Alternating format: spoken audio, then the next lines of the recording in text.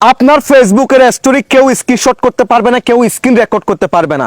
অনেক সময় কি হয়, আমরা যখন আমাদের ফেসবুকে যে কোনো একটি স্টোরি দিই, অনেকে কি করে সেটা স্ক্রিনশট নিয়ে নেয় কিংবা স্ক্রিন রেকর্ড করে ফেলে। সেই খেলার দিন শেষ।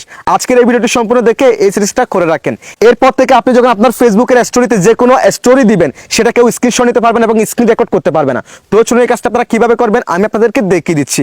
নিয়মিত এরকম ইম্পর্টেন্ট ভিডিও পাওয়ার জন্য আমাকে ফলো করে রাখতে পারেন, যা আপনার অনেক কাজে দিবে। So guys, first of all আপনি আপনার ফেসবুকের অফিসিয়াল অ্যাপসটাকে ওপেন করে দিবেন।